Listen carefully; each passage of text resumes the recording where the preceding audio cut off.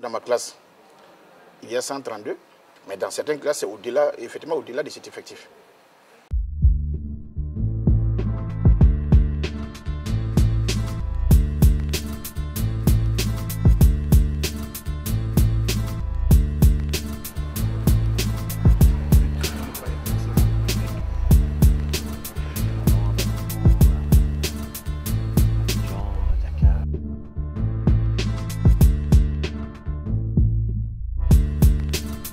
Ce que je suis en train de faire, on peut m'amener dans une autre école.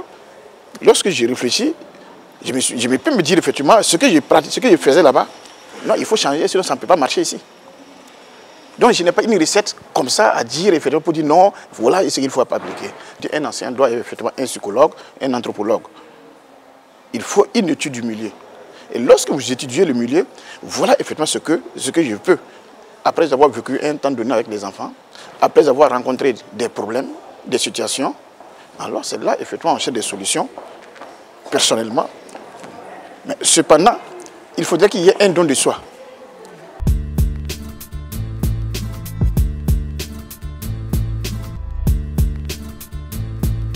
Je suis parti d'une situation que j'ai eu à vivre quand j'étais enfant.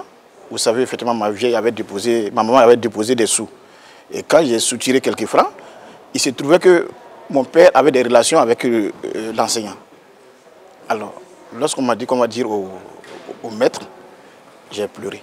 Et quand j'ai pleuré, je me suis dit, ah.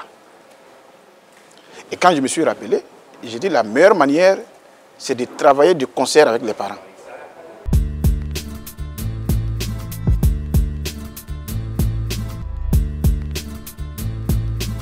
Les enfants de Turlois, je les rappelle à l'ordre.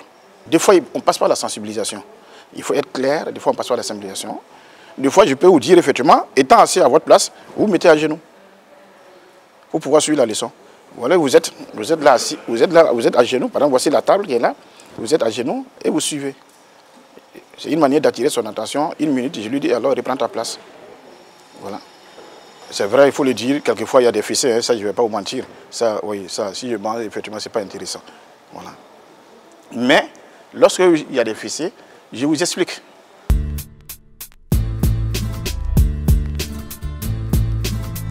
La peur. Si je dis effectivement ils n'ont pas peur, là c'est aussi je mens. Voilà, des fois ils ont peur. Ils savent qu'effectivement quand je veux faire du sérieux, c'est du sérieux. Mais après le travail, je peux jouer. C'est-à-dire là nous sortons de l'école, c'est pendant la récréation, on s'amuse. Mais lorsque je suis en train de faire un travail, alors pas de jeu. Voilà.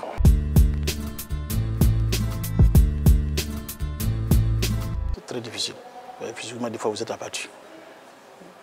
Et sur le plan de santé, on prend un coup.